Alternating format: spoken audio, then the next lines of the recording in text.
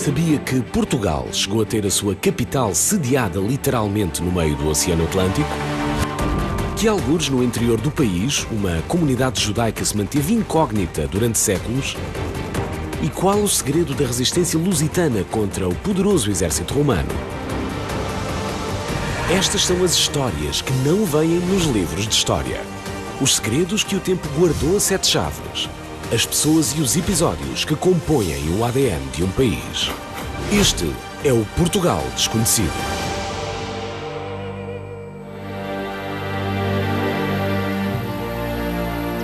Você conhece provavelmente os Açores pela beleza natural, ou simplesmente pela paz que se respira nestas 9 ilhas a meio do Atlântico Norte. Mas sabia que a capital de Portugal já foi aqui? Sim, aqui, no meio do oceano, a 1500 km do continente?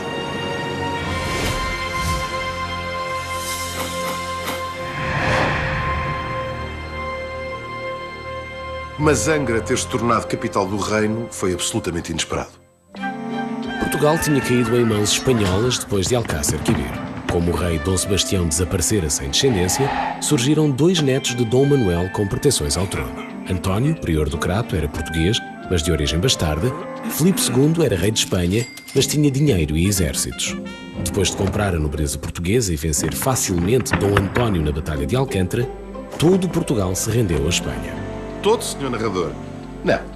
É que já no início de 1581, a Câmara de Ponta Delgada declara-se favorável a Filipe de Espanha, o que leva à nomeação de um governador-geral para toda a região. Só que Ciprião de Figueiredo, corregedor da Terceira, recusa reconhecer esse governador e declara que toda a ilha está por Dom António Prior do Crato. Em resposta, Filipe II manda 1000 soldados à Terceira, explicar como tratava o rei de Espanha aquele género de ousadia. E sucede o quê? A Batalha da Salga.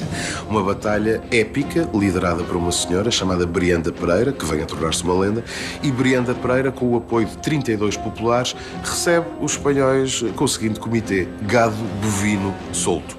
Soltam o gado contra os espanhóis, na praia onde eles desembarcaram. Uns são mortos pelo gado, outros são capturados pelos populares, os restantes voltam para os barcos e fogem.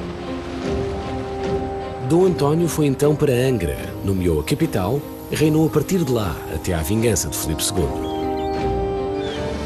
Em 1583 os espanhóis voltaram. Mataram ou prenderam quase 60% da população da ilha. E levantaram um castelo que permanece até hoje como a maior fortaleza do Atlântico Norte.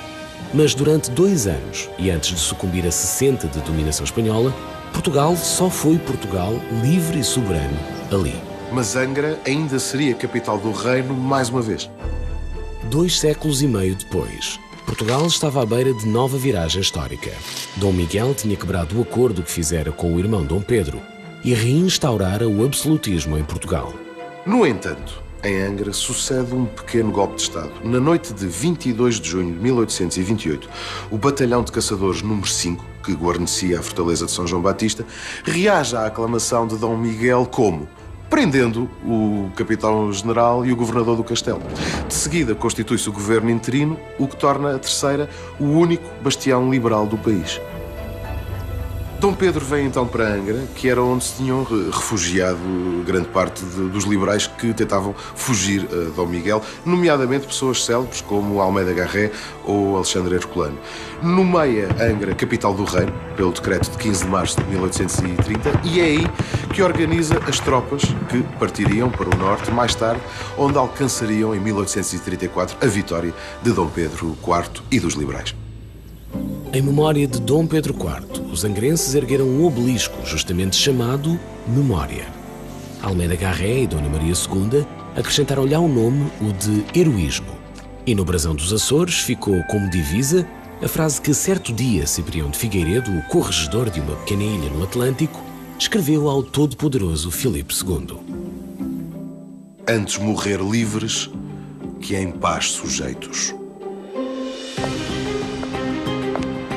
Fernando António Nogueira Pessoa foi o autor genial, torrencial e múltiplo de milhares de poemas, ensaios, textos dramáticos e reflexões filosóficas. O que talvez não saiba é que este gigante da literatura foi também um astrólogo, em busca de uma verdade oculta sobre o segredo do mundo e dele mesmo.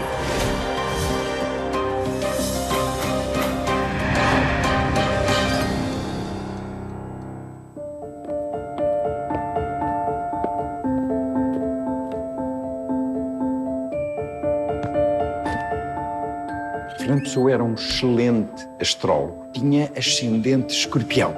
E escorpião é dado a este tipo de descobertas, a este, digamos, descobrir o invisível da nossa própria existência. Para além do ascendente escorpião, era nativo de Gêmeos, signo a que a astrologia atribui a característica multiplicidade e que Pessoa elevou a obra de arte, com um pormenor.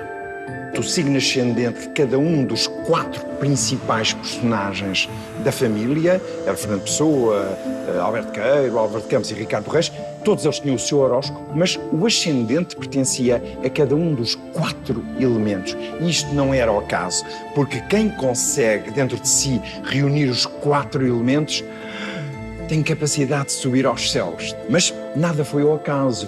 Ele fez com que um nascesse em 1887, 88, 89 e 90, com uma diferença de 9 meses. Porquê? Para que pudessem ser irmãos. Portanto, havia aqui uma irmandade espiritual, astrológica, filosófica.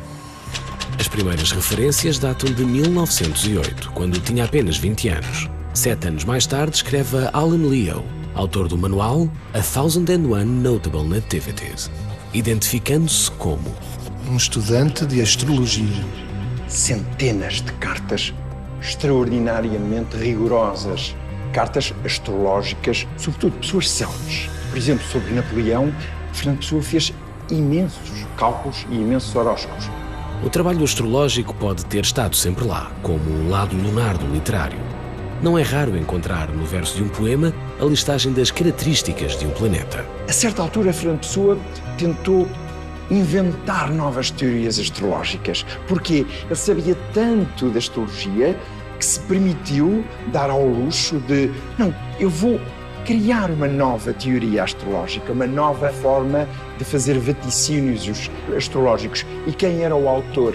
Rafael Baldaia. Então, Rafael Baldaia é o heterónimo escolhido para encarnar o heterónimo astrólogo, que era o autor de toda esta obra magnífica, enorme. Fernando Pessoa, que nunca viveu de forma desafogada, chegou a planear que Baldaia o ajudasse nas contas. Em nota escrita, registra que o subheterónimo iria assinar textos astrológicos e cobrar entre os 500 e os 5.000 reis. Mas não há provas de que tenha alguma vez chegado a ganhar dinheiro como astrólogo. Procurou mesmo traçar o mapa astral de Portugal e assim desvendar o destino que nos aguardava. Otávio Paz chamou-lhe o desconhecido de si mesmo. No ocultismo, como na literatura, Pessoa terá procurado as respostas que a realidade empírica parecia incapaz de lhe dar.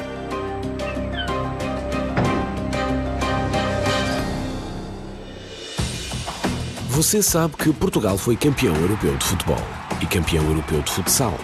Sabe que Carlos Lopes ou Rosa Mota foram campeões olímpicos. Mas sabe quem foram os pioneiros? Quando foi que a bandeira portuguesa subiu pela primeira vez ao lugar mais alto do pódio no desporto coletivo?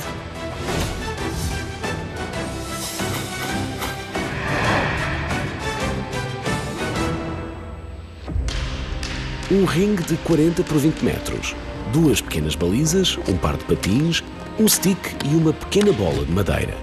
Quão difícil pode ser? A base de tudo é aprender a patinar para a frente, para trás, travar para um lado, travar para o outro. Tem que se insistir muito na patinagem, fazer jogos de apanhada para obrigá-los a mudar também de direções. E é sem dúvida para mim a grande dificuldade do hóquei é aprender a patinar. Durante anos, o hóquei parecia um mistério insondável para os europeus do continente. A Inglaterra tinha vencido os 12 primeiros campeonatos europeus da modalidade. Como é que alguém ainda queria calçar os patins a sul do Canal da Mancha é uma questão que desafia a lógica. Mas a verdade é que a história estava prestes a mudar. No Mundial de 1947 é sem dúvida a grande viragem do hóquei nacional português. De 1936 a 1957, os europeus de hóquei contavam também como campeonatos do mundo, mas tinham sido interrompidos durante 8 anos por causa da Segunda Grande Guerra. O Mundial de 47 era, assim, para a modalidade, a oportunidade da ressurreição e, para Salazar, de usar a popularidade do desporto em favor da propaganda do regime. Essa é uma grande equipa, a primeira grande equipa que Portugal teve, recheada de excelentes jogadores. Destacar Jesus Correia dos Santos, que foram sem dúvida 2 nomes grandes do hóquei. O Jus Correia teve mais renome porque, inclusive, depois de ser um grande jogador internacional de hóquei patins, foi também um grande jogador de futebol, fez parte da equipa dos 5 violinos do Sporting. O campeonato decorreu em maio no Pavilhão dos Desportos. Portugal venceu todas as partidas, sofrendo apenas 8 golos e marcando 27, 23 dos quais responsabilidade dos primos Correia dos Santos e Jesus Correia. A 22 de maio sagrou-se campeão do mundo, mesmo estando de folga, beneficiando da derrota de Inglaterra diante de Itália. No dia 23, a última partida foi mesmo a da consagração, com os portugueses a vencerem os ingleses por 3-0. A histórica passagem do cetro do hóquei das Ilhas Britânicas para o sul da Europa. Portugal começou a ficar na história do hóquei e hoje em dia ainda é um dos grandes do hóquei mundial. Cada vez que vai, aliás, nós cada vez que vamos para um campeonato do mundo ou da Europa, as pessoas esperam sempre que Portugal ganhe. Depois de 1947, o hóquei em patins nunca mais seria o mesmo. Portugal venceria mais 14 campeonatos do mundo, 20 campeonatos da Europa e 20 taças das nações. E embora haja desportos mais mediáticos, na hora de conquistar títulos de quinas ao peito, nenhum se aproxima dos calcanhares sobre rodas do hóquei.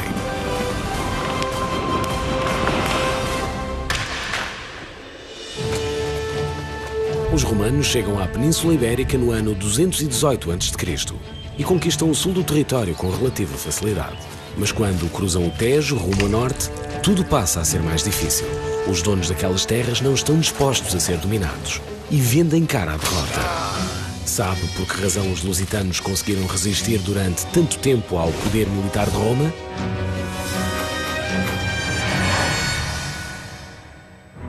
A partir de 194 a.C. começam realmente os primeiros confrontos entre romanos e lusitanos. Há uma tentativa por parte dos lusitanos de terem certeza que os seus territórios não eram invadidos por Roma. Os lusitanos eram um grupo heterogéneo, formado por muitas realidades e, em alturas de combate, de guerra, tinham necessidade de se juntar a outros. A unidade entre as tribos lusitanas consegue-se pelo poder aglutinador do guerreiro Viriato. Não se sabe ao certo de onde seria este homem. Viriato, enquanto figura social e militar de relevância, não poderá ter sido o pastor que estava escondido nas grutas e que se vestia com peles e que estava à espera de Roma. Portanto, quem ataca um exército consular de Roma tem de ser um chefe militar muito preparado. Viriato não deu tréguas aos romanos durante 8 longos anos. Os lusitanos, de facto, conseguem, de forma irrefutável, vencer e humilhar os romanos. A principal vantagem dos lusitanos é, de facto, o conhecimento do terreno. É um terreno muito difícil. A Península Ibérica é caracterizada por ter tanto de deserto como de montanhoso. E é justamente esse conhecimento do terreno que faz com que os lusitanos o possam emboscar. E a emboscada é, de facto, uma técnica de guerrilha que era muito eficaz para Roma, que estava habituado a ter tudo muito certo. As legiões romanas estavam armadas com tudo o que havia de mais sofisticado para a época, ao contrário dos guerreiros lusitanos. O armamento lusitano é caracterizado apenas e exclusivamente por uma arma. Essa arma é a caetra. A caetra é um escudo redondo, relativamente pequeno, que não cobre uma vasta área do corpo, ao contrário do scutum romano, mas que permite que, com agilidade, os lusitanos possam defender dos ataques. O que parece dado adquirido é que Viriato terá tentado tornar-se no líder de uma Península Ibérica unificada.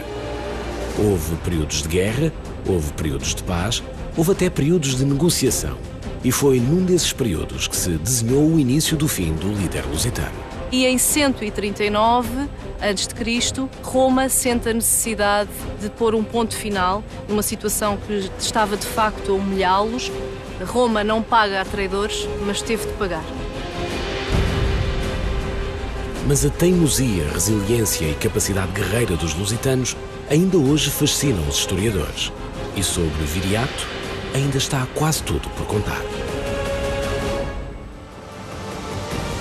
Sabe quem foi o primeiro futebolista português a jogar no estrangeiro? E qual a relação entre as caravelas e naus portuguesas com as naves espaciais? A história de uma nação como nunca a viu. Os heróis nacionais que ficaram no anonimato a cultura, o desporto e as pequenas grandes curiosidades. Este é o Portugal Desconhecido.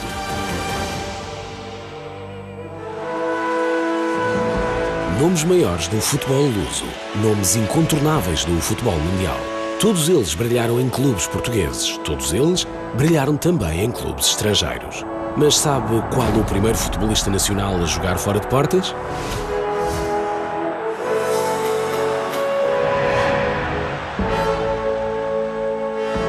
Corre o longínquo ano de 1907. A equipa da Lazio de Roma treina num parque público. Nesse mesmo parque, um português bolseiro da Faculdade de Belas Artes passeia o seu cão.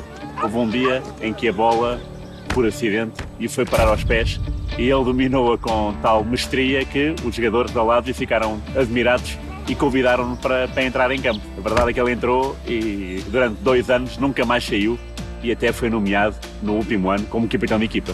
Chama-se Francisco dos Santos, este órfão português que começou a jogar à bola na Casa Pia, mas que tinha uma verdadeira queda para as artes. Ele era escultor, portanto, jogar futebol não fazia parte dos planos, então tinha que primeiro ir às aulas e só depois, com um bocado de esforço, é que começou a ir aos treinos e depois começou a entrar na equipa da Lazio, tal era a magia com a bola nos pés. O facto é de uma curiosidade imensa, porque o Campeonato Regional de Lisboa tinha começado há um ano só, mas a Itália já tinha umas raízes bastante profundas no que ao futebol diz respeito. Ainda antes de emigrar, Francisco dos Santos faz história pelo emblema da Casa Pia. Como desportista e futebolista, em particular, o seu traço também era inconfundível, tanto assim é que ele fez parte do 11 histórico que derrotou os até então invencíveis Carcavelos Club. A vida corre de feição ao português, que é titular no primeiro derby da cidade romana. Um jogo histórico disputado a 19 de janeiro de 1908 pelas equipas da Lazio e da AS Roma. Uma espécie de Sporting Benfica do futebol italiano. Ele tinha um bigode farfalhudo, era baixo e era magro, pesava só 55 quilos. Mas a verdade é que ele em campo era sempre o mais rápido, era quem saltava mais alto, era o último a desistir, que a imprensa italiana deixava-lhe constantemente os melhores e maiores elogios pela sua força da natureza. Era um homem que marcava golos, marcava cantos e assumia o jogo como muito poucos. Antes de emigrar, o artista plástico, com jeito para a bola, jogou no Sport Lisboa, que mais tarde daria origem ao Benfica. Em 1909, depois da aventura italiana, regressa a Portugal. Chegou ao Sporting, onde jogou 3 épocas, até 1910, e chegou a ser campeão regional. À parte do futebol, Francisco dos Santos, de facto, entreteve-se com a escultura e criou uma série de estátuas espalhadas por Lisboa, entre as quais o Marquês de Pombal. Resta saber se Francisco dos Santos era melhor como futebolista ou como artista. Eu diria que ele granjeou mais fama ainda como escultor do que como futebolista. Mesmo assim, futebolista 0 a 10 diria 10, mas escultor conseguiu superar-se e, aliás, a estátua do Marquês ainda hoje é o epicentro não de Lisboa, mas também dos festejos. Mais uma vez, Francisco dos Santos está ligado ao futebol de forma indireta, porque a estátua representa o cenário de muitas festas.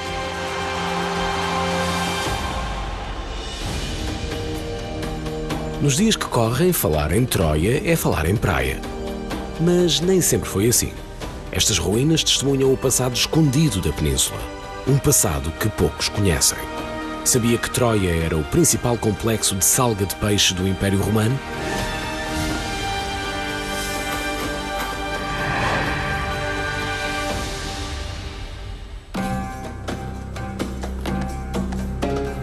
O garum é um molho de peixe feito de vísceras de atum ou cavala, misturadas com outros peixes que macerava no sal. O garum era um molho apreciado em todo o Império. Era o molho mais conhecido, o molho mais famoso do mundo romano. Usava-se o garum em tudo.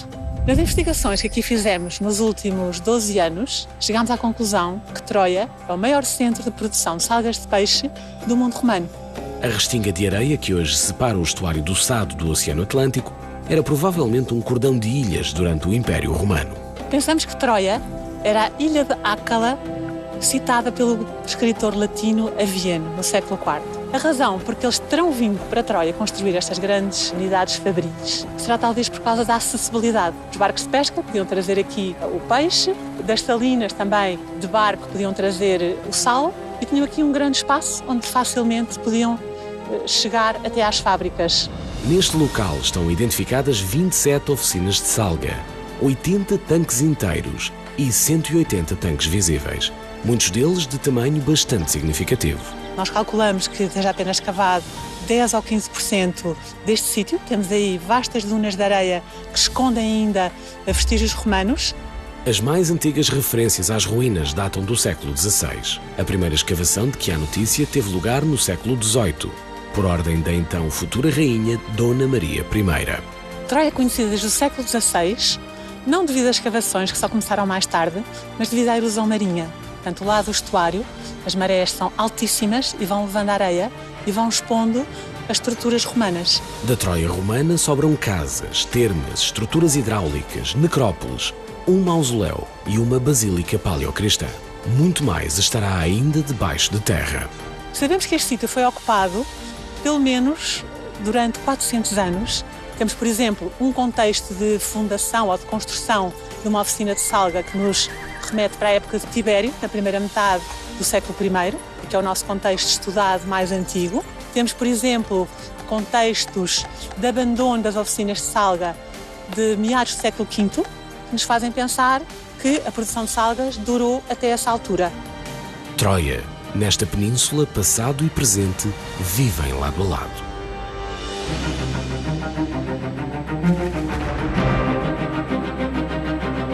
No século XV, quase todos os lugares de poder eram ocupados por homens. No século XV, as mulheres solteiras pertencem aos pais e as mulheres casadas pertencem aos maridos. Mas sabia que, em pleno século XV, uma mulher portuguesa liderou uma ordem militar e religiosa?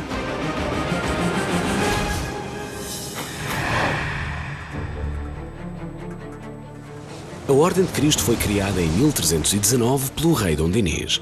Aparece depois da extinção da Ordem dos Templários em 1312. Quando a Ordem dos Templários foi extinta pelo Papa Clemente V em Portugal, o Dom Dinis optou por criar uma nova ordem para assegurar que o património que os Templários tinham, sobretudo fortalezas e castelos em zonas de fronteira, não passassem para outra ordem, mas sim ficassem numa ordem que o rei podia controlar. Por esta ordem de ideias, quando falamos na Ordem de Cristo, estamos a falar de um significativo poderio económico e militar. Quando o infante Dom Fernando, irmão do rei Dom Afonso V, morre em 1470, ele era o governador da Ordem de Cristo e, portanto, o lugar de governador fica vacante. Dom Afonso V decide dividir as ordens militares que pertenciam à Casa de Viseu pelos dois filhos. Uns para o filho mais velho, que seria a Ordem de Santiago, e a Ordem de Cristo para o filho secundogénito, que é o Dom Diogo. O Dom Diogo é menor de idade nesta altura e, portanto, não é ele quem está ao comando da Ordem. Oficialmente é o rei Dom Afonso V quem fica ao leme da Ordem, mas quem controla todas as movimentações de bastidores é a Dona Beatriz, viúva de Dom Fernando e cunhada do monarca.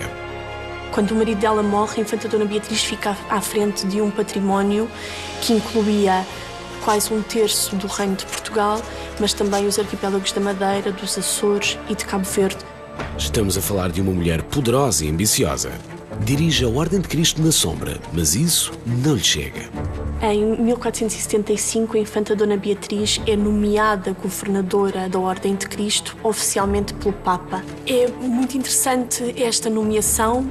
Significa que para as mulheres que estão a exercer poder nos bastidores, é importante serem reconhecidas oficialmente por este poder que estão a exercer.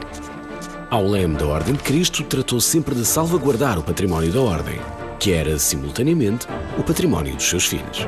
Uma das preocupações principais da infanta Dona Beatriz é pedir ao rei, à coroa, todas as mercês que a Ordem tinha para poder saber o que é que realmente pertencia ao património da Ordem e como é que depois isso podia ser utilizado em benefício da sua casa. Há 600 anos era uma raridade, mas hoje há cada vez mais mulheres a ocupar cargos de destaque. Em Portugal, Dona Beatriz abriu caminho ao poder no feminino. Em 1961, a Vostok levou o primeiro homem ao espaço. Em 1969, A Apolo 11 levou o primeiro homem à Lua. Nos dias que correm, já se fala de viagens a Marte. Mas nos séculos XV e XVI, eram barcos como estes que levavam intrépidos navegantes a dar novos mundos ao mundo. Sabe por que razão as caravelas e naus tiveram um impacto tecnológico semelhante ao das naves espaciais?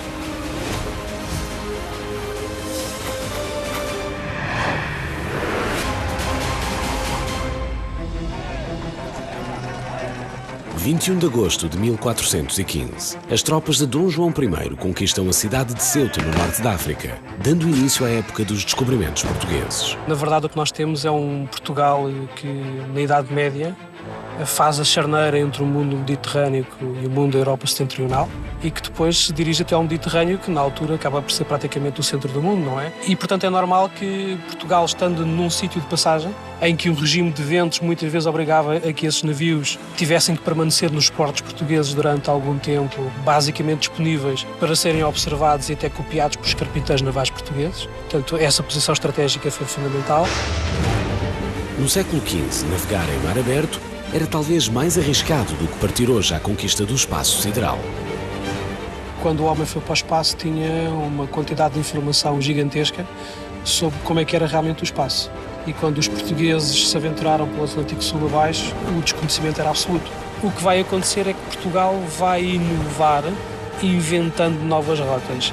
E para isso vai precisar de duas coisas. A primeira, uma geração de pessoas capazes de se saber orientar no mar. Não basta saber ir, é preciso saber voltar. E depois, obviamente, ter navios que lhe permitam avançar pelo mar adentro. Quando os ventos e marés não estão de feição, as embarcações têm muita dificuldade em navegar. Mas a tecnologia portuguesa consegue resolver o problema. A vela latina, de formato triangular, permite finalmente sulcar pelos mares, mesmo com ventos contrários. O que a vela latina faz, no fundo, é conduz o vento para as velas de pano redondo. Vão capturar o vento, que vem de quadrantes menos favoráveis, propulsionando o navio para fazer os seus bordos. Portanto, no fundo, o navio vai zagueando para a esquerda e para a direita, para estribordo e para bambordo, de maneira a que vá progredindo na direção que o capitão deseja. As caravelas levavam mais tripulantes e carga do que qualquer outra embarcação do século XV. Foram um meio de transporte de eleição para jornadas tão gloriosas como a dobragem do Cabo da Boa Esperança por Bartolomeu Dias. Mas eram precisos navios ainda maiores e mais robustos para chegar ao Oriente. No fundo, o que nós vamos ter é uma evolução dos navios, em vista de um propósito. É muito diferente nós, no século XV, queremos fazer viagens de exploração e percebermos quais eram as rotas que nos levavam até a Índia. E outra coisa muito diferente é ir à Índia e ter que trazer um navio com capacidade suficiente para poder provisionar a Lisboa com todas as drogas e especiarias dessa Índia. A construção das naus juntava as melhores características da indústria naval nórdica e mediterrânica à tecnologia de navegação portuguesa. Exceção feita à particularidade de não voarem, eram, à época, autênticas naves espaciais. Durante 100 anos, entre 1500 e 1600, não houve praticamente comparação possível entre navios de qualquer outra potência, a não ser com Espanha. Mas o próprio Escalante de Mendonça, que é um arquiteto naval espanhol, que escreve em finais do século XVI, é da opinião que os navios portugueses eram os maiores, os mais fortes e, obviamente, os mais potentes e resistentes. A nau apresenta ainda outra inovação. Estava armada com peças de artilharia. Eram navios que transportavam, na altura, mercadorias que valiam o seu peso em ouro e muitas vezes até mais do que isso. E, portanto, é normal que um navio que traga tantos valores, os portugueses tinham que estar armados para se poder defender. E foi assim que os portugueses dominaram os mares durante 200 anos. Sabe quem foi o primeiro e único Papa português? E que, durante a Segunda Grande Guerra, Portugal serviu de refúgio para monarcas ricos e famosos de todo o mundo? Toda a glória de um povo, todo o esplendor dos seus feitos, toda a coragem dos seus homens e mulheres. Este é o Portugal desconhecido.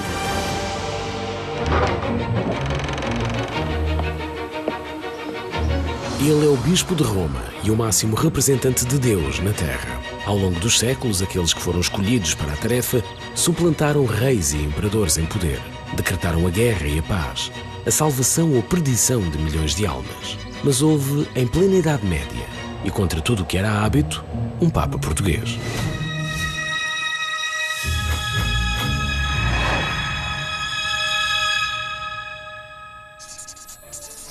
Pedro Julião terá sido o seu nome de batismo. João XXI é o nome pelo qual ficou conhecido enquanto Papa da Igreja Apostólica Romana. E Pedro Spano terá sido o nome com que era designado quando frequentou estudos universitários. Não subsiste qualquer dúvida de que, efetivamente, foi português e foi Papa.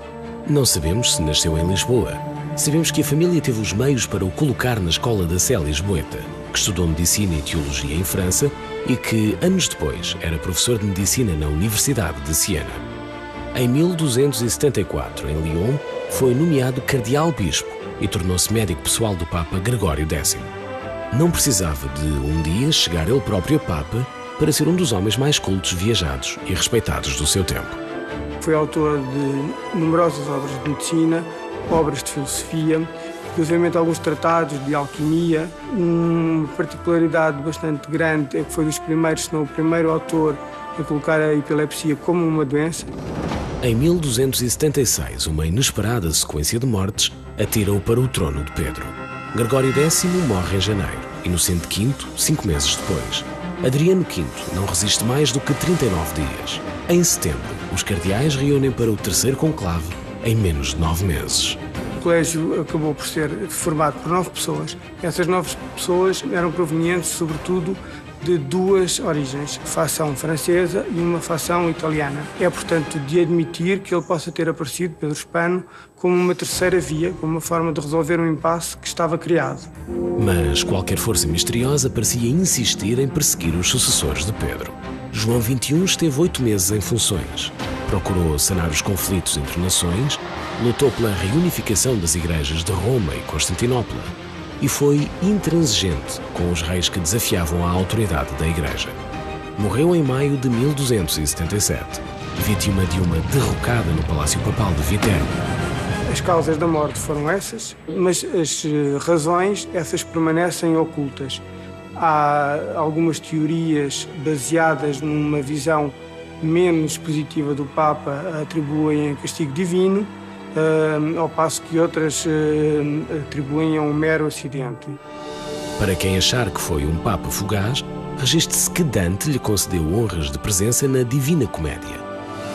E ao contrário de muita outra gente poderosa condenada pelo poeta ao fogo eterno, o Papa português foi colocado no paraíso.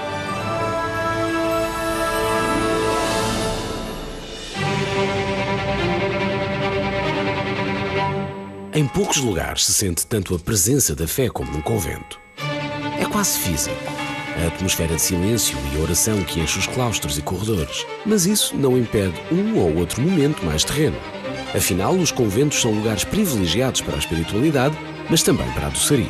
Quem diria que muita da riqueza dos doces conventuais se deve ao aproveitamento de sobras em tempos de grandes dificuldades económicas?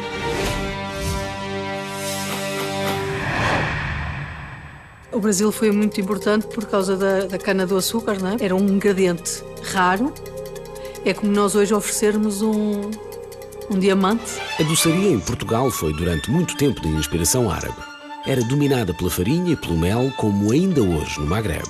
Usavam-se frutos secos, canela, erva doce e, para efeitos de conservação, o azeite. Porém, o jogo muda em 1532, com o estabelecimento do primeiro engenho de cana-de-açúcar no Brasil e a consequente descida do preço do ouro branco. É o ano em que separa a doçaria conventual da doçaria tradicional. A doçaria tradicional era feita pelas donas de casa ou oferendas nas casas, modesta e simples. A doçaria conventual era feita pelos conventos e em épocas muito importantes. Muito açúcar, muitos ovos, muita amêndoa, fruta cristalizada ou em xarope de açúcar. Quase nenhuma farinha. Esta é a base da maioria dos doces conventuais. É calórica e poderosa. Arraiar o pecaminoso. Mas não era um luxo a que as irmãs se davam.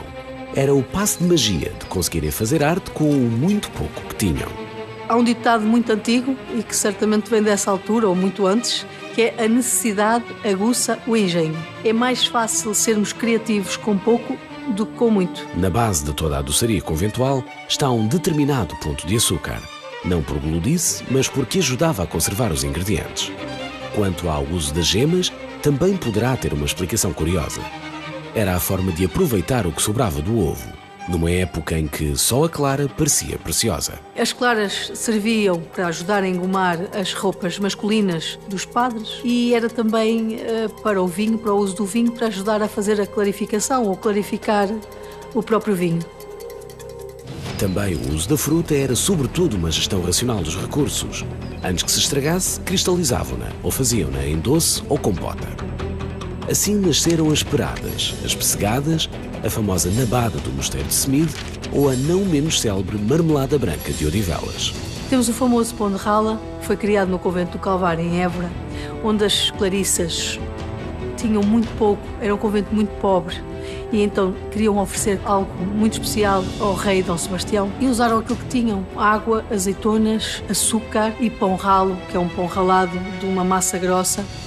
E fizeram, a partir daí, o doce que nós conhecemos hoje, o pão de rala. As histórias multiplicam-se pelos conventos do país, muitas vezes envoltas em lendas. Só uma coisa parece certa: as freiras e monjas não geriam uma casa qualquer. Haviam escolhido ser esposas de Cristo. Tinham de pôr na mesa algo digno do Filho de Deus. O Prado, um dos mais importantes e visitados museus do mundo. No interior guarda as obras de alguns dos maiores artistas de todos os tempos: Velázquez, Botticelli, Goya, Rembrandt, Caravaggio.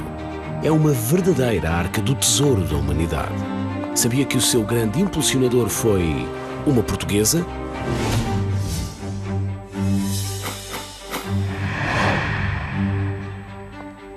Em Espanha chamam-lhe a rainha que morreu 2 vezes. Maria Isabel de Bragança faleceu aos 21 anos, quando lutava por dar à luz a segunda filha. Foi na noite a seguir ao Natal, um parto muito prolongado, e a rainha teve uma crise de epilepsia e perdeu os sentidos. Os médicos julgaram que ela tinha morrido e então pediram autorização ao rei para fazer uma cesariana, mas retalharam-lhe o corpo. E ela acordou no meio daquela dor imensa e esveiu sem sangue e morreu. E o mais trágico foi que, ou tão trágico, foi que nem sequer a criança conseguiram salvar. Mas esta história começa muitos anos antes, nos arredores de Lisboa. Maria Isabel era filha do rei Dom João VI e de Dona Carlota Joaquina, irmã do futuro Dom Pedro IV de Portugal e I do Brasil e de Dom Miguel. Provavelmente brincava no Palácio de Queluz quando os exércitos de Napoleão invadiram a Península Ibérica. Espanha foi invadida pelas tropas napoleónicas e perdeu a sua autonomia e a sua soberania. Portugal, com a ideia da fuga, a transferência do rei para o Brasil, conseguiu manter a sua soberania. A partir dos 10 anos, Maria Isabel cresceu no Rio de Janeiro, então transformado em capital do Império. Mas haveria de voltar à Europa antes dos pais e dos irmãos e das revoluções em que se veriam envolvidos. Em 1816, casa por procuração na Baía de Cádiz com Fernando VII de Espanha, aliás seu tio, 13 anos mais velho, viúvo e ausente no exílio. Seria a primeira rainha de Espanha depois da ocupação francesa. Foi uma princesa, viveu no Brasil e teve uma educação muito esmerada. Teve os melhores professores de pintura, de desenho, de música e quando chegou a Madrid rodeou-se de artistas. E, por exemplo, eu acho que para os portugueses é muito curioso saber que ela encomendou uma pintura, a Goya, da nossa Rainha Santa e que ainda existe e que vale a pena ver. Provavelmente incitada pelos artistas com quem convivia, Maria Isabel apresentou um dia a ideia a Fernando VII. Colocar todas as obras de arte das coleções reais e dos diferentes palácios dentro de um único espaço. E esse espaço poderia ser visto não só pelos estudiosos, pela família real, mas aí é que estava o ponto novo desta rainha nova, é que esta coleção podia ser visitada pelo público em geral. O Museu Real de Pinturas e Escultura abriu a 19 de novembro de 1819, cerca de 11 meses depois do trágico fim da rainha que morreu 2 vezes. Foi um dos primeiros museus públicos do mundo e o primeiro de toda a Espanha. Todos os anos, 3 milhões de visitantes entram naquele palácio e recordam Isabel, porque nisso tivemos muita sorte pelo nosso lado português. Isabel, os espanhóis nunca a esqueceram. Maria Isabel de Bragança viveu apenas 21 anos e reinou durante 2. Mas, olhando para trás, diríamos que está entre nós para sempre. seguinte: James Bond é o agente secreto mais famoso do mundo. Trabalha para a coroa britânica e consegue derrotar os mais terríveis vilões. A criação da personagem do 007 foi inspirada num espião de carne e osso que passou prolongadas estadias em Portugal. Mas houve mais quem procurasse guarida no país em tempos de aperto. Sabia que a Riviera Portuguesa foi refúgio de monarcas, ricos e famosos durante a Segunda Grande Guerra?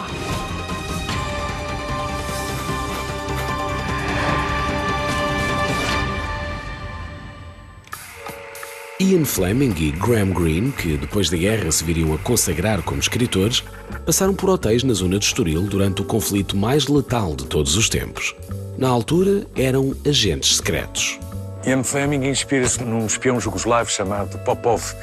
Foi através deste espião que ele criou a sua grande obra-prima, o agente secreto James Bond 007. E é este Popov que adora beber martini, gasta verdadeiras fortunas aqui no Casino de Estoril e acompanha sempre duas beldades. Enquanto tudo isto, ele consegue passar informações às tropas aliadas sobre a tentativa de rapto dos nazis aos duques de Windsor.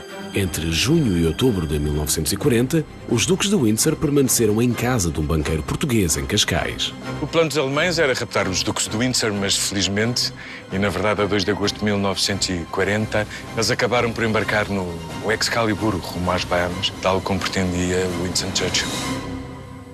Outro homem de sangue azul, o rei Carol da Roménia, chega à Riviera Portuguesa em setembro de 1940. 2 meses mais tarde é a vez de Antoine de Saint-Exupéry, o célebre autor do livro O Príncipezinho, se alojar no Hotel Palácio, no Estoril.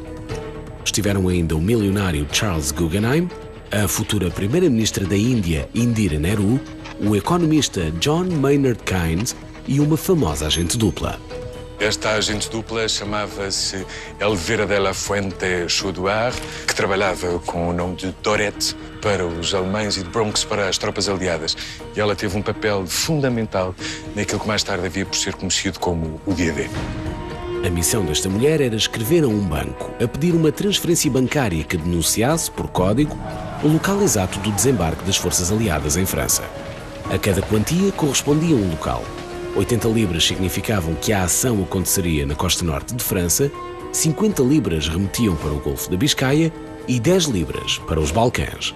A 27 de maio de 1944, na altura administrador do Banco Espírito Santo recebeu um telegrama no qual pedia, a pedido da Bronx, para ser efetuada uma transferência de 50 libras para pagar uma conta no dentista.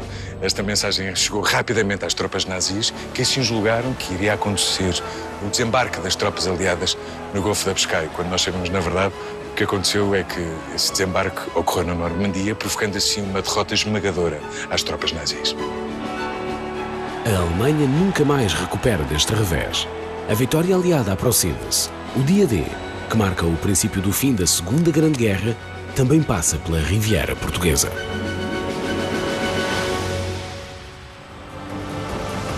Sabia que, algures no interior do país, uma comunidade judaica se manteve incógnita durante séculos?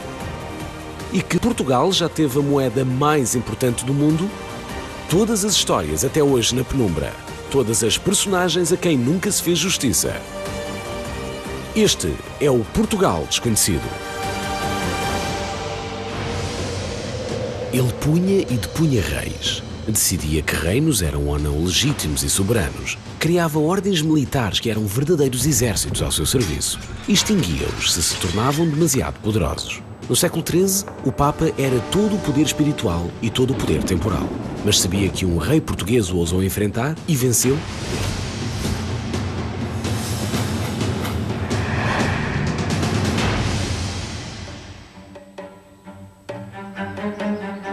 Praticamente, durante toda a Idade Média, não houve nenhum rei de Portugal que não tenha estado, a algum momento do seu reinado, excomungado ou com o reino interdito justamente por desacordos entre a Santa Sé e o Reino de Portugal. 1143 é a data oficial da independência de Portugal reconhecida por Leão, mas foram precisos mais de 30 anos e muito dinheiro para que o Papa a aceitasse. O rei fundador comprou a paz e o filho, Sancho I, ainda viveu à sombra dela. Mas os 3 reis seguintes, Afonso II, Sancho II e Afonso III, foram sucessivamente expulsos do Reino dos Céus. Nem sempre os reis de Portugal pactuavam com os privilégios da Igreja e com a riqueza da Igreja, Igreja em Portugal, tinham de promulgar leis que afetavam esses interesses instalados, o que motivava movimentações e reações por parte desse corpo privilegiado, estamos a falar do clero, junto à Santa Sé.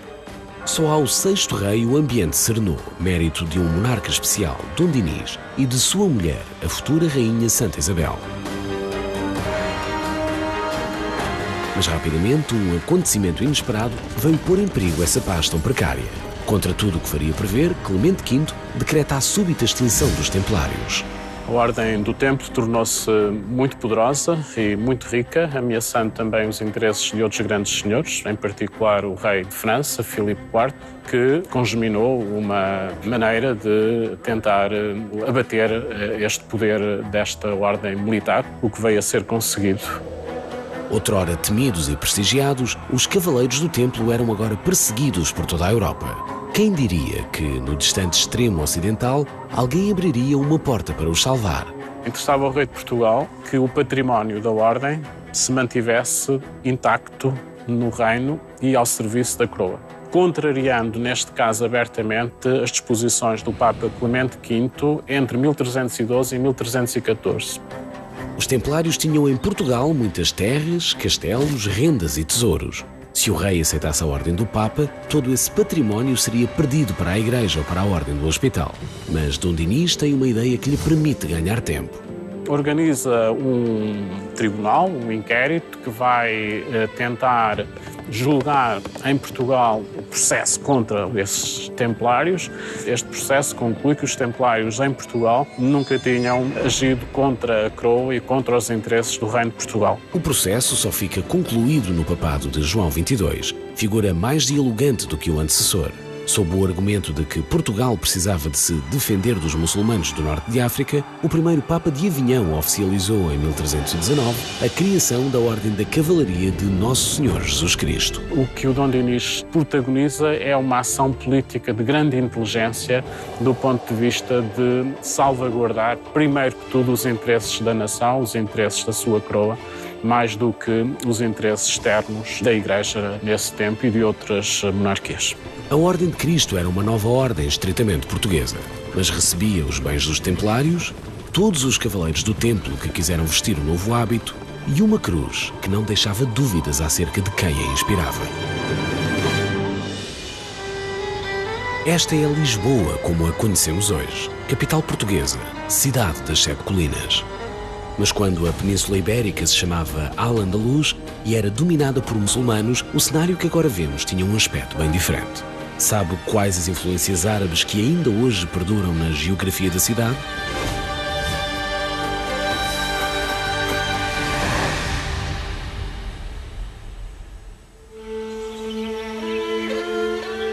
Os árabes chegam à península entre 710 e 711 d.C. Trazem para o território as suas matrizes económica e social. Trazem um modo de vida diferente. A sua influência chegou a áreas tão diversas como a música, a medicina ou a culinária. Mas também na arquitetura há testemunhos diversos deste legado islâmico. No próprio Corão está estabelecido o que deve ser uma cidade ideal. Portanto, a cidade bem defendida tem que ter uma mesquita onde se vai rezar à sexta-feira, tem que ter o souk, o mercado, e tem que ter uma casa de pátio central. Lisboa Moura não era labiríntica como muitos julgam. As escavações realizadas no Castelo de São Jorge revelaram um bairro construído com ruas paralelas e perpendiculares. A nível arquitetónico, trouxeram uma cidade diferente. Ao construírem uma mesquita numa determinada praça, ao construírem os hammams, os banhos, e ao construírem este tipo de casas que nós conhecemos, temos uma cidade completamente diferente. Depois, não temos nestas ruas e em todas as ruas que nós cavamos em Lisboa e noutras cidades, não há cruzamentos, no fundo o que há é entroncamentos. E isso é para preservar a intimidade de quem vive nestes espaços. A área que atualmente corresponde ao Castelo de São Jorge era a Alcáçova de Luxebuna. É a partir deste espaço que se gera a cidade. Ali se localizavam os palácios do governador, dos chefes militares, das elites e os bairros dos funcionários. Na Medina vivem os cidadãos, vivem os comerciantes, vive toda a população muçulmana, provavelmente também viveria uma parte significativa da população cristã. à beira-rio acumulavam-se pescadores e artesãos ligados aos cortumes, construção naval, olarias e outras atividades de cariz portuário. Nestes locais surgiram as várias portas da cidade. A existência de portas na cidade tem a ver com o facto que nem toda a gente pode entrar na cidade, ou pelo menos pernoitar na cidade. A determinadas horas do dia, as portas, que no fundo constituem também um elemento defensivo da própria muralha, eram fechadas. No fundo, quem tem autorização para estar na cidade, fica na cidade. Quem não tem autorização, sai da cidade e vai para uma estalagem, para umas hospedarias que existiam nas estradas à volta da cidade. Chegamos agora à Sé de Lisboa, uma das referências incontornáveis da arquitetura lisboeta. Este baluarte da fé cristã na capital portuguesa pode ter sido construído sobre a Casa Sagrada do Islão. Do ponto de vista arqueológico, nunca até hoje foi possível identificar vestígios, mas sabemos, no entanto, que em meados do século XII, quando da conquista da cidade de Lisboa, há uma carta de um cruzado a um amigo que não está nesta cruzada, onde ele diz que a mesquita se localizava precisamente naquele espaço e teria 7 naves, e foi também benzida pelo arcebispo de Lisboa para tornar-se um chão sagrado do cristianismo. A Lisboa cristã e moderna é também morisca e antiga, avança e evolui, de braço dado com o passado.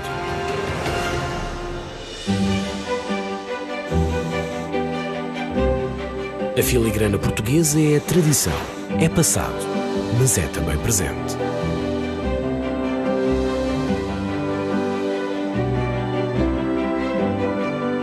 Sabia que a arte da filigrana existe no noroeste português desde os tempos da colonização fenícia?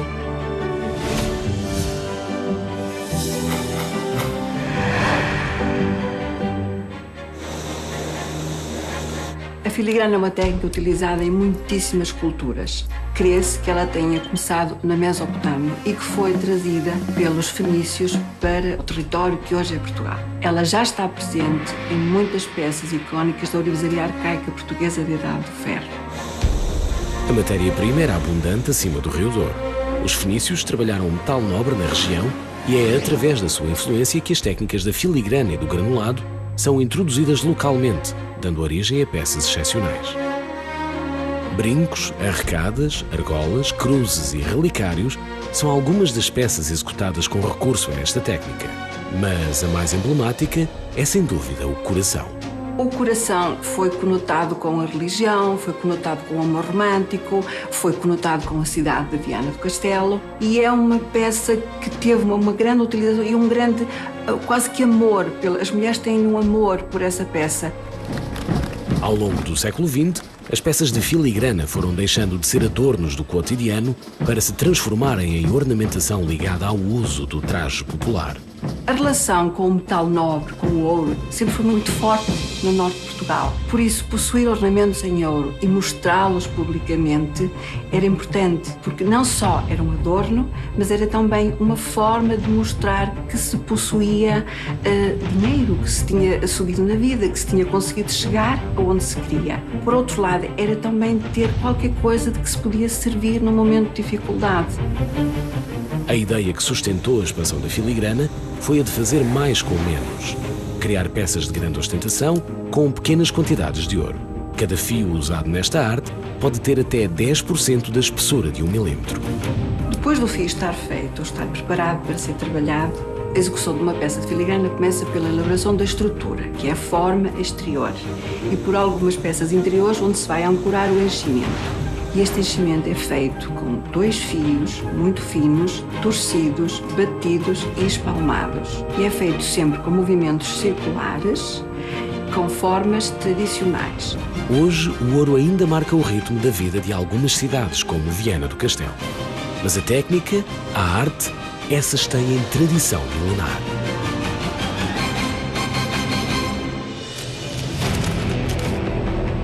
Bolsa de valores, mercado cambial, política monetária, criptomoeda. No fundo, estamos a falar de dinheiro e poder. Dinheiro e poder ditam a hierarquia da ordem mundial nos dias que correm. Já era assim no século XV. Sabia que, nessa época, Portugal tinha a moeda mais importante do mundo?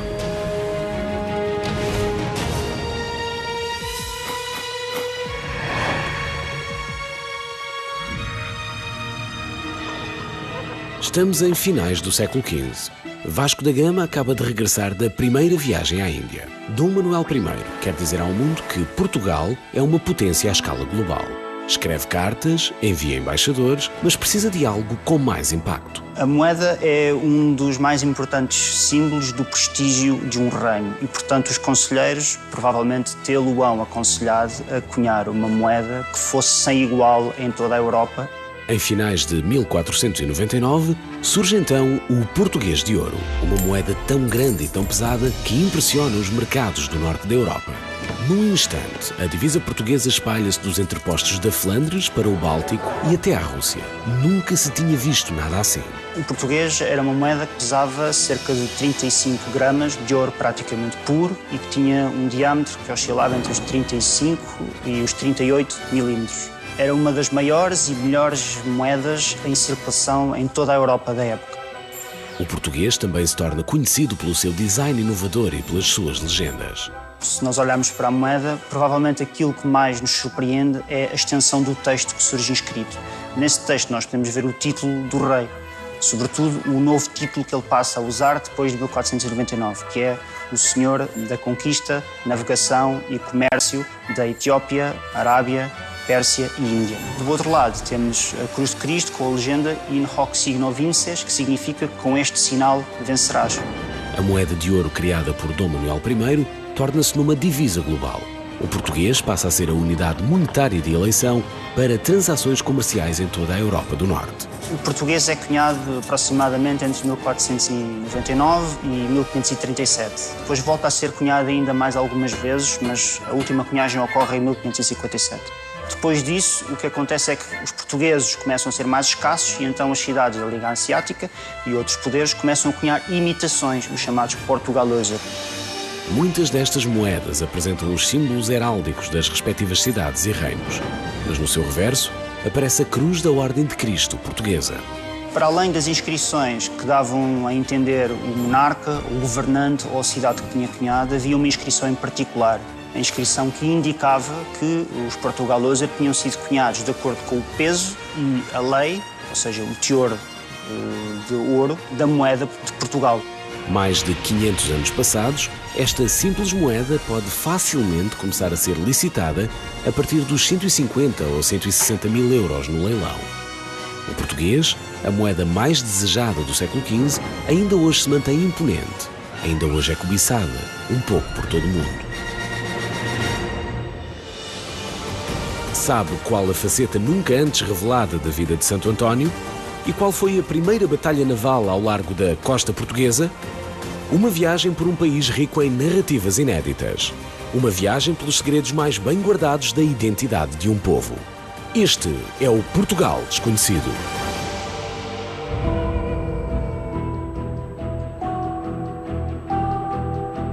Estes são alguns dos santos mais famosos, invocados e celebrados por centenas de milhões de fiéis em todo o mundo. Santa Maria, Mãe de Deus, São João, que batizou Cristo, São Pedro, o primeiro Papa. Mas sabia que entre eles está um português?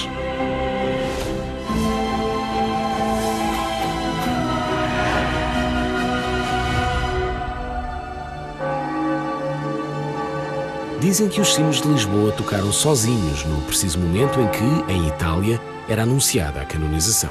A igreja demora muito tempo, normalmente, a declarar alguém santo. Mas realmente Santo António foi muito rápido. Foi tornado santo menos de um ano depois da sua morte, no dia 30 de maio de 1232, 11 meses e 7 dias depois da sua morte. Até hoje, só São Pedro de Verona foi mais rápido, e apenas por 15 dias. Mas como foi que um frade de Lisboa se tornou, possivelmente, o português mais célebre de todos os tempos? Santo António torna-se conhecido pela sua capacidade intelectual, pelo conhecimento que tinha das Escrituras. Há de ser o primeiro teólogo franciscano e distingue-se também pela sua capacidade oratória. António nasceu em Lisboa no final do século XII. Foi um aluno brilhante que estudou na Escola da Sé, em São Vicente de Fora, e no Mosteiro de Santa Cruz, em Coimbra. Quis morrer pelo martírio, evangelizando em África, mas o destino, ou apenas uma tempestade, arrastou-o para a Itália. Santo António revela-se à Itália, acidentalmente, em Forli, quando é convidado a fazer um sermão. E São Francisco de Assis tem conhecimento das capacidades que Santo António tem das Escrituras e convida-o para pregador dos franciscanos.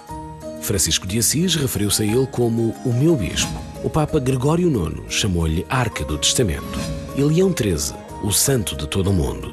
Tanto era entendido pelos intelectuais como pelas pessoas mais simples. Conta-se que juntavam-se mais de 30 mil pessoas para o ouvir. E, normalmente os sermões que ele praticava nem cabiam dentro de uma igreja, portanto ele tinha que vir para as grandes praças das cidades para poder ser ouvido. Morreu com apenas 39 anos, perto de Pádua, mas com uma fama e um prestígio tais que 800 anos depois é cultuado em todo o mundo. É muito conhecido na América do Norte ou na América Latina, que tem uma devoção muito grande. No Brasil há uma devoção muito grande a Santo António, em África, na Índia, no Sri Lanka, em Timor. Foi retratado por pintores como Donatello, Tiziano, Rubens e Murillo. Tem igrejas, ruas e praças de Lisboa ao Rio de Janeiro, de Istambul a Daca. Integra a restrita elite dos doutores da Igreja, 33 figuras fundamentais para o desenvolvimento do cristianismo.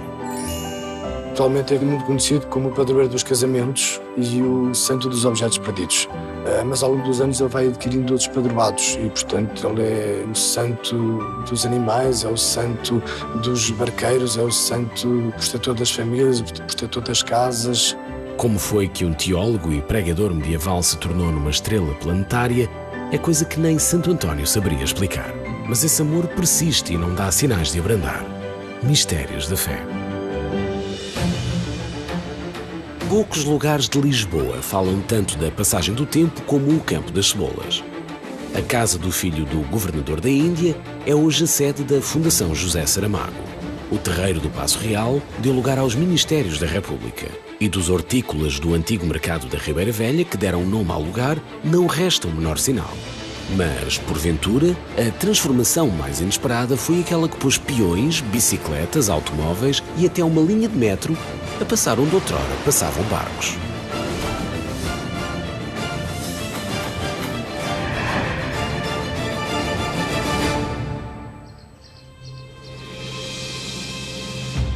Lisboa é uma cidade com séculos e séculos de existência que foi ocupada em continuidade, pelo menos desde o período neolítico. Ainda há muitas histórias por descobrir. No século XXI, a capital portuguesa é uma das mais populares do turismo mundial. Mas há muitos anos que por ali passam gentes e mercadorias de toda a parte. Em 2014, quando preparava a construção de um parque de estacionamento subterrâneo, um grupo de investigadores descobriu vestígios da antiga estrutura portuária da cidade.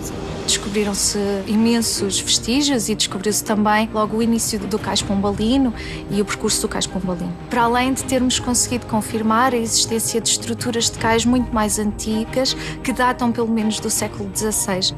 De repente, no meio do movimento contemporâneo da Baixa de Lisboa, os arqueólogos abriam um portal para o passado.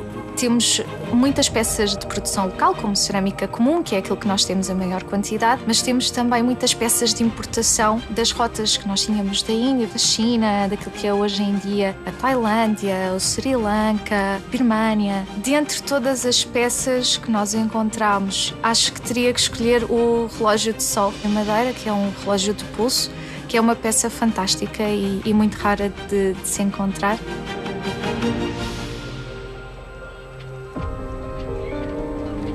Ao longo da história, Lisboa foi ganhando terreno ao rio. E já em inícios do século XX, um novo aterro vem possibilitar a expansão do Porto de Lisboa.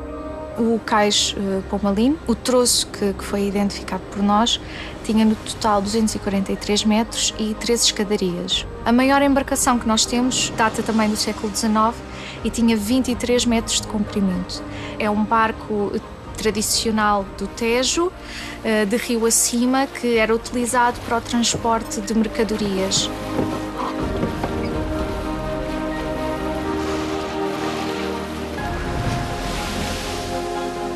Temos cerca de 3.000 contentores mais ou menos 80 toneladas de espólio, portanto é muita história para vermos e é muita história ainda para descobrirmos, que nos vai permitir conhecer ainda mais e melhor a Ribeira Velha do que aquilo que já conhecemos agora. Há quem defenda que existem universos paralelos. Em cidades seculares como Lisboa, a teoria parece um pouco mais real. Diferentes tempos acumularam-se em camadas sob os nossos pés. É rio e terra ao mesmo tempo, cais e estrada. Ponto de encontro onde o eco do passado, às vezes, é tão audível quanto o presente. Aristides de Sousa Mendes morreu pobre e sozinho em 1954.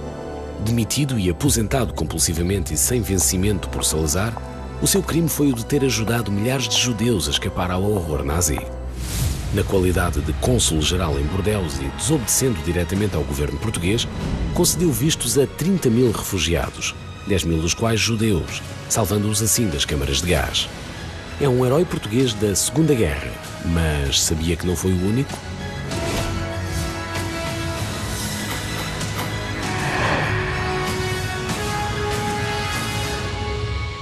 Justo entre as Nações. Este é o título oficial atribuído pelo Yad Vashem, Memorial do Holocausto, àqueles que arriscaram a vida para salvar judeus durante a Segunda Guerra. É a mais alta distinção emitida em nome do povo judeu e foi até hoje atribuída a 4 portugueses. Aristides Sousa Mendes, Carlos Alberto Sampaio Garrido, José Brito Mendes e o padre Joaquim Carreira. José Brito Mendes emigrou para a França para fugir à pobreza. Quando os nazis tomaram Paris, ele e a mulher, Marie-Louise, esconderam a filha dos Berkovic, um casal de vizinhos judeu fugido da Polónia. Os Berkovic não sobreviveram aos campos de concentração, mas graças à coragem de José e da mulher, a pequena Cécile viveu. E no final da guerra prepara-se para adotar a Cécile, porque ninguém aparece, os pais não aparecem. Quando de repente chega um tio do campo de concentração de Dachau e diz: não, é a minha sobrinha, eu levo-a, e foi para os Estados Unidos. Sampaio Garrido foi o embaixador de Portugal na Hungria de 1939 a 1944. Perante o avanço dos nazis, escondeu 12 judeus, incluindo a sua secretária Magda Gabor. Em abril de 44, a Gestapo invadiu a residência e prendeu todos aqueles que lá encontrou. Mas Garrido apresentou queixa ao governo húngaro e não desistiu até que todos fossem libertados. Declarado persona non grata em Budapeste, foi afastado por ordem de Lisboa e substituído por Teixeira Branquinho. Mas Sampaio Garrido não vem para Portugal. É muito interessante, ele vai para Berna, levando consigo a secretária judia, e continua a dizer ao Teixeira Branquinho aquilo que ele tem que fazer. Portanto, no conjunto, podemos dizer que entre Sampaio Garrido e Teixeira Branquinho são cerca de 1000 pessoas que são salvas. Quanto ao padre Joaquim Carreira, era reitor do Colégio Pontifício Português de Roma quando a suástica se abateu sobre a Europa. Os nazis desrespeitavam o compromisso assumido e faziam rusgas mesmo nos edifícios do Vaticano, mas nunca encontraram os fugitivos do padre Carreira, que arriscou a vida escondendo-os nos telhados do colégio e em casas religiosas. Ele escondeu cerca de 50 pessoas e encontrou para mais 100 pessoas casas onde essas pessoas, e estou a falar de judeus, estou a falar de resistentes, de comunistas, de perseguidos. E, portanto, de facto, também ele arriscou.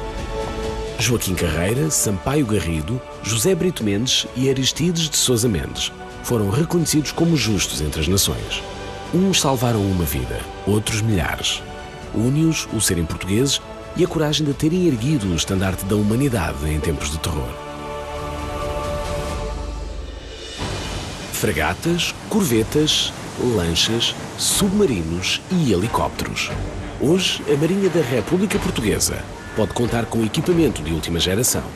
Uma instituição com 700 anos de história, 700 anos a defender o país, 700 anos de dedicação, bravura e muitas batalhas travadas.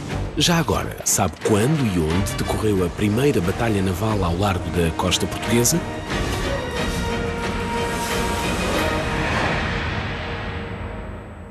Corre o mês de julho de 1180. Nem sequer existe marinha de guerra em Portugal. Por estes anos, a reconquista da Península Ibérica avança rápida e segura. Os portugueses empurram os muçulmanos cada vez mais para sul.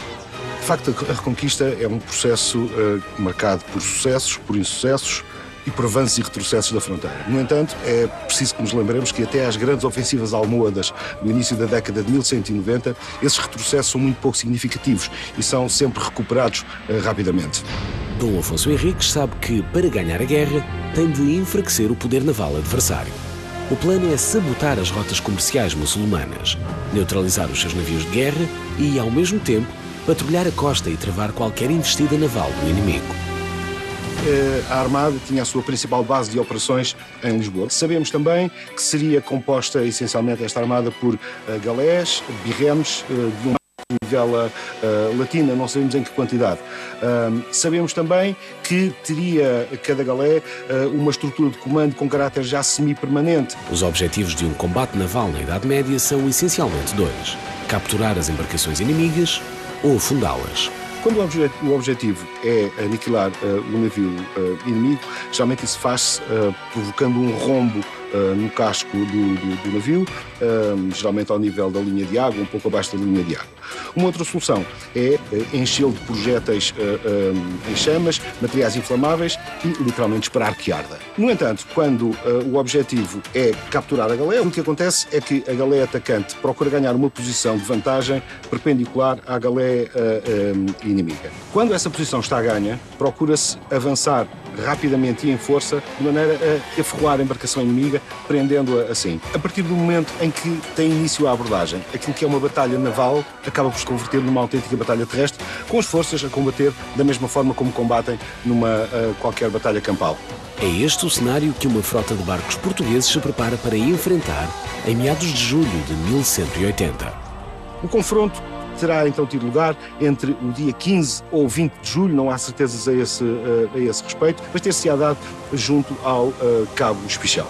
As duas armadas ter-se-ão então envolvido numa batalha, sabe-se apenas que se saldou num enorme sucesso para as forças portuguesas, que terão capturado, para além de todas as galés inimigas, também toda a tripulação, entre as quais o almirante Almoada, que terão sido trazidos numa autêntica procissão vitoriosa até à cidade de Lisboa.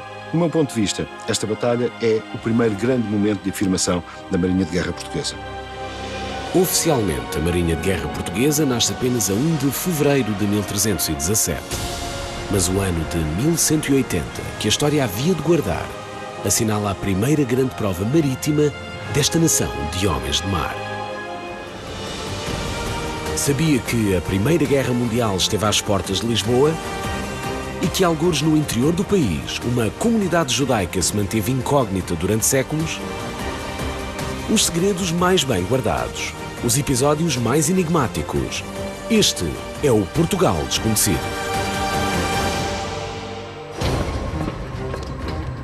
Por todo o país, os monumentos portugueses recordam a história épica do seu povo. Os líderes, os artistas, os guerreiros, os grandes feitos.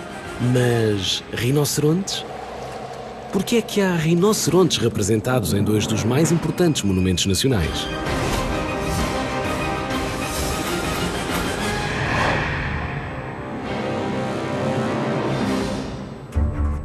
Era uma vez, há mais de 500 anos e muitas léguas.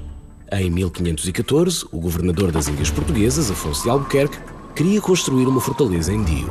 Mas primeiro tinha de convencer o sultão de Cambaia. Afonso de Albuquerque envia presentes como brocados persas, chineses, com peças de prata, uma peça com rubis na sua extremidade, que era uma adaga. O sultão não fica convencido, mas envia a Afonso de Albuquerque peças tão simbólicas como é uma cadeira de madeira encrustada a marfim, assim como um rinoceronte, que é verdadeiramente o grande presente. Para Albuquerque, aquela criatura saída do mundo dos sonhos não lhe pertencia. Era um presente feito a Sua Majestade El Rei de Portugal. E assim, o Ganda, como era chamado na Índia, foi embarcado na frota de Cristóvão de Brito para uma longa viagem de 4 meses com destino a Lisboa. E esse animal, sabendo-se que ele vinha em direção a Portugal, é representado numa tapeçaria em que, em vez do rinoceronte, ainda vinha um mítico unicórnio, porque o europeu não conhecia ainda este animal. Dom Manuel I não era exatamente um homem impressionável. Possuía já uma vasta coleção de animais exóticos vindos de todo o Império. Só elefantes tinha 5, acomodados no Palácio dos Estaus, no Rossio. Porém, como se dizia que as espécies eram rivais, manda instalar o ganda, à parte, em pleno Paço Real, na Ribeira. Então, tem uma ideia. O rei mandou fazer um duelo entre os dois animais, entre o rinoceronte e o elefante. A 3 de junho, domingo da Santíssima Trindade, o povo acorre à arena montada entre o Paço Real e a Casa da Mina. Só que o rinoceronte estava de olhos vendados, coberto a cabeça, acorrentado, já estava, portanto, na arena. Vem o elefante fica cheio de medo. O elefante foge. E assim, enquanto o pobre Paquidermo furava entre a multidão, o povo vitoriava o rinoceronte. Mas ainda não tinham acabado as viagens para o bravo animal. Um ano antes, o rei enviara ao Papa uma embaixada comandada por um elefante branco, que fora um sucesso. O ganda tinha tudo para impressionar ainda mais Leão X. Mas, desta vez, a viagem corre mal. O barco, perto da zona já de Itália, perto da Baía de Nápoles, há uma grande tempestade e o animal, este fantástico, acaba por morrer. O corpo daria à costa francesa e ainda seria embalsamado e enviado na mesma ao Papa. Era o ponto final para uma das personagens mais fascinantes daquele início do século. Essa viagem, que não teve o sucesso da viagem do elefante, no entanto ficou para sempre imortalizada devido à gravura que Dürer fez deste animal. Os que não viram o ganda com os próprios olhos sonhavam com a figura desenhada por Dürer, provavelmente inspirada pelos esquiços desenhados pelos artistas portugueses. Os responsáveis pela ampliação do Mosteiro de Alcobaça incluíram-no transformado em gárgula no Claustro do Silêncio.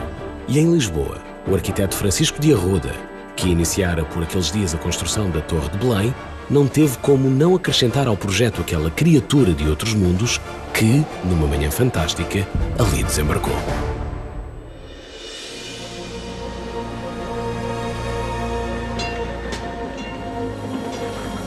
Em 1939, António de Oliveira Salazar decreta a neutralidade de Portugal na Segunda Guerra Mundial.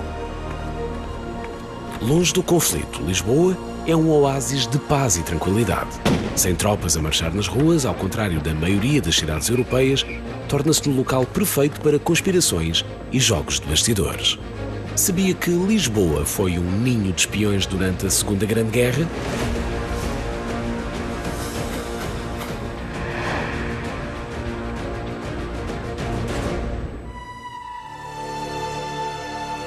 Lisboa era importante para a espionagem naval devido ao cruzamento de rotas marítimas e por ser porta de passagem para refugiados que escapam de zonas de conflito.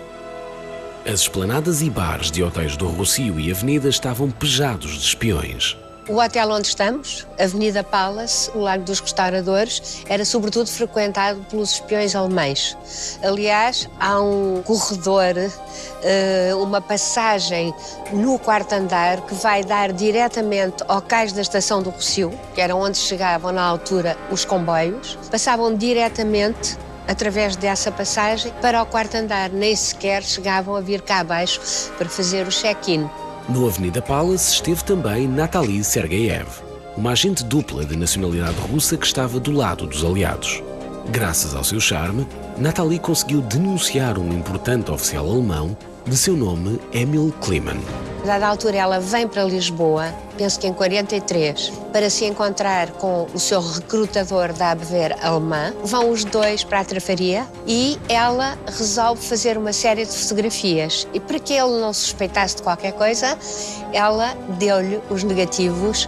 Entretanto, ela já tinha feito cópias e mandou essas cópias para Inglaterra, dizendo: este senhor é quem controla uma parte da espionagem da Abwehr. Os aliados alojavam-se sobretudo no Hotel Metrópole e no Avis. Este último era a unidade hoteleira mais cara de Lisboa e hospedou magnatas como Calouste Gulbenkian. Mas nem todos os espiões passaram incólumes na capital. Cândido de Oliveira era um célebre jornalista, sobretudo desportivo, que trabalhava na revista Stadium, que aliás era paga pelos serviços secretos britânicos e que depois, mais tarde, será o diretor da Bola. É recrutado pelos britânicos para fazer parte da célebre rede Shell. Acontece que ele é preso, como toda a rede Shell, porque é denunciada à polícia portuguesa, à PVDE, pelos serviços secretos espanhóis e toda essa rede é desmantelada. A artista americana Josephine Baker também passou por Lisboa durante a Segunda Guerra Mundial, mais para espiar do que para subir ao palco. Havia o ginásio Trindade, onde passavam os filmes de propaganda alemã. E ela, que era uma resistente francesa e que estava ao serviço dos aliados, fez muitos espetáculos justamente no Trindade. Josephine Baker transmitia as mensagens com tinta invisível dentro das partituras que depois entregava na livraria barateira ao Chiado. Qualquer semelhança entre o movimento nas ruas de Lisboa no início dos anos 40 e a trama de um filme de espiões não é pura coincidência. O governo português fez tudo para se manter longe do conflito mais mortífero de todos os tempos. Mas o conflito também se decidiu neste país. A Primeira Guerra Mundial deixou duras marcas nos portugueses. Com o intuito de proteger os seus interesses em África e afirmar a jovem república na cena internacional, Portugal desfilou ao lado dos vencedores, mas com muitos mortos, feridos e carências económicas a lamentar. Contudo, se pensa que o horror da guerra aconteceu longe, em Angola, Moçambique e nas trincheiras da Flandres, pensa outra vez.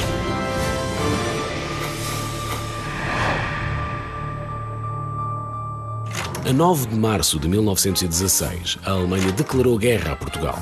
O aprisionamento dos navios alemães fundeados no Tejo fora a gota de água. Desde agosto de 1914 que tropas portuguesas e germânicas se defrontavam em África pelos territórios coloniais. Mas a entrada na frente de guerra europeia expunha o país a outros perigos. A guerra vem por mar até às portas de Portugal. O mar português era ponto de passagem para navios de toda a parte. O comum cidadão talvez não soubesse, mas ao longo do horizonte, aparentemente plácido, vogavam navios mercantes de guerra e uma nova arma: o submarino. Quando o submarino irrompeu pelo teatro de guerra naval, a hecatombe foi brutal. Não tardaria que o inimigo apontasse a mira a águas nacionais. Portanto, o que vai acontecer é que Portugal, à semelhança dos ingleses, vai requisitar às sociedades de pescas a vapor uma série de arrastões que eram os navios perfeitos. O que acontece geralmente é que lhes põem uma peça de artilharia ligeira à proa ou à popa. É o que vai acontecer com o Lordel. O Lordel é rebatizado Roberto Ivans e tem uma guarnição que é comandada pelo tenente Raul Cascais, portanto um veterano da Guerra da África. Durante mais de um ano, o arrastão de 42 metros desminou a costa nacional, até àquela tarde de julho. A 26 de julho de 1917, num belo dia de verão, de repente, por toda a Lisboa, houve-se uma explosão surda. E o que tinha acontecido era que, basicamente, o Roberto Ivans tinha cumprido bem demais essa função e tinha caçado uma mina, infelizmente, com o próprio navio, não é? Toda a parte de trás do navio se volatilizou e só sobreviveram alguns dos marinheiros que estavam à proa. Durante 100 anos, o destroço repousou em parte incerta no fundo do mar, como uma lenda contada entre pescadores e mergulhadores de recreio, até 2017. Utilizámos um mini submarino não tripulado para captação de imagens, fizemos o posicionamento com multifeixes e também com um sonar de varrimento lateral e o destroço ficou finalmente finalizado. E um ano depois houve uma cerimónia a bordo da fragata Bartolomeu Dias e em que conseguimos fechar o ciclo e depositar uma coroa de flores no local do afundamento, porque no fundo trata-se do único local que é a sepultura de guerra da Grande Guerra em território português. Os registros apontam para a existência de quase 300 naufrágios só ao longo da costa de Cascais. Embarcações de todos os tempos e de toda a parte que um dia nos hão de ajudar a compreender melhor quem somos e que guerras travamos até chegar aqui.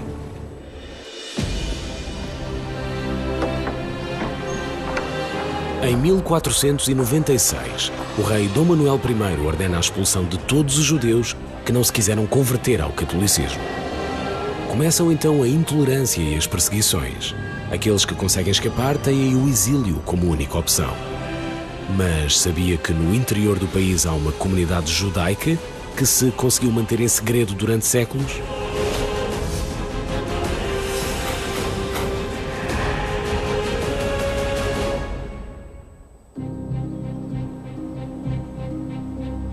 Os judeus de Belmonte viveram em segredo durante muitos anos. Eles próprios não sabiam que havia uma comunidade mundial judaica, e faz parte da nossa história portuguesa, uma história mais negra durante a Inquisição, mas uma história portuguesa que é importante desenterrar e explicar ao mundo que eles existem.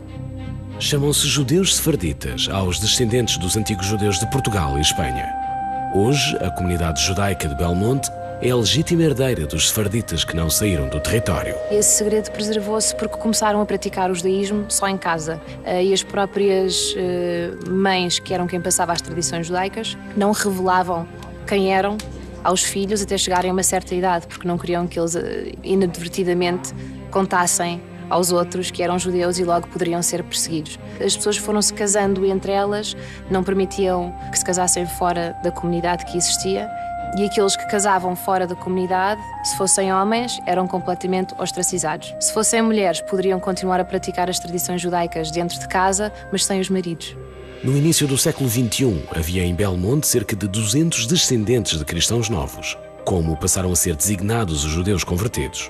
93% desta comunidade partilha da mesma linhagem materna. Continuavam a seguir os rituais, por exemplo, do Shabat, que é o dia de descanso, o que seria equivalente ao domingo cristão.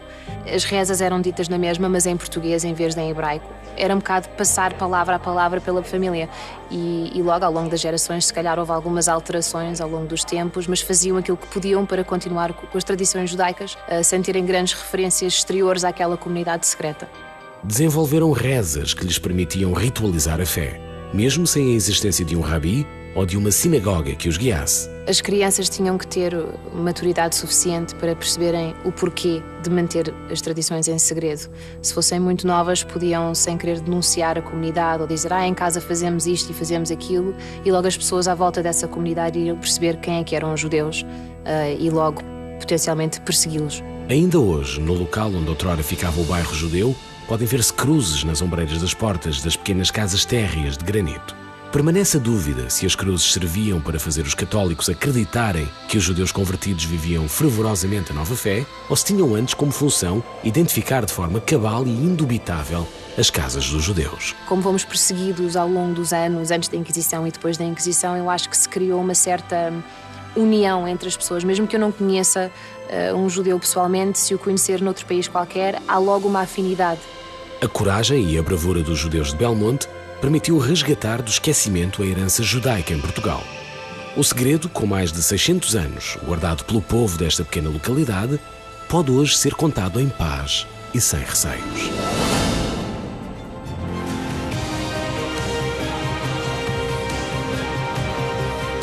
Homens e mulheres que se superaram nas circunstâncias mais adversas.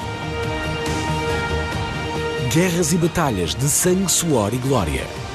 Artistas, campeões ou simplesmente pessoas anónimas que deram o seu modesto contributo. Esta é a história nunca antes revelada. As histórias que fazem toda a diferença. Este é o Portugal Desconhecido.